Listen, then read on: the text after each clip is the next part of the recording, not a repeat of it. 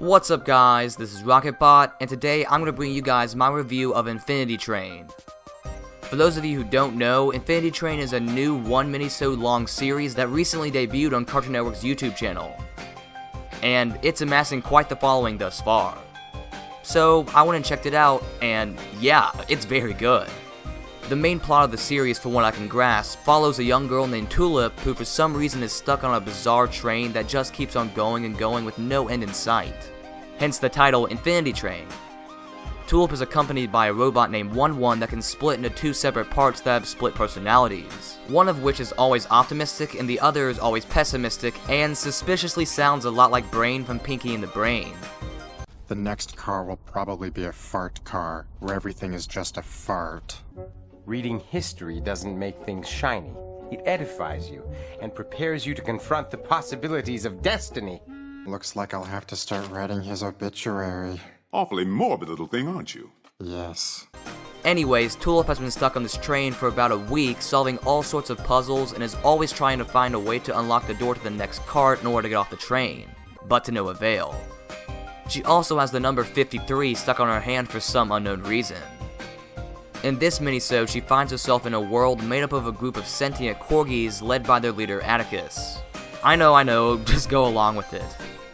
She then finds out there's a monster terrorizing the group of corgis, and Atticus asks her for her help because... Tulip, the monster that terrorizes my people lives across the river. Alas, I cannot reach him, for the water is 2 feet deep, and I would surely drown.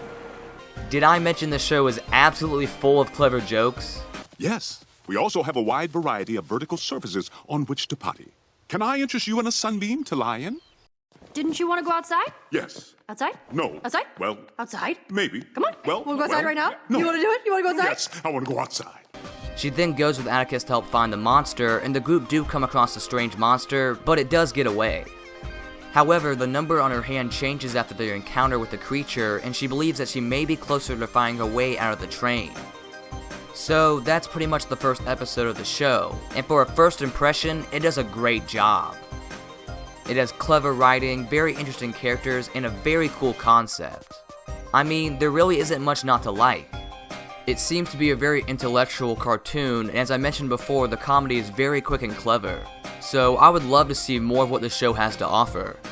It reminds me a lot of Gravity Falls with its strange and mysterious atmosphere and bizarre humor, and I think it could easily become a hit show if Cartoon Network decides to make it a full-fledged series.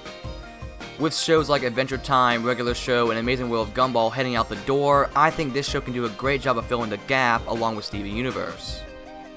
So yeah, I give this new minisode an A grade because I love the humor, the character interaction, and the really unique concept that we all got from this one new episode. So go check this show out. I highly recommend it, and would love to see what this show can become if Cartoon Network gives it the green light. Link to the new show is in the description. Anyways, thank you guys so much for watching. If you would like to subscribe, I would certainly appreciate it, and I'll see you on the next one.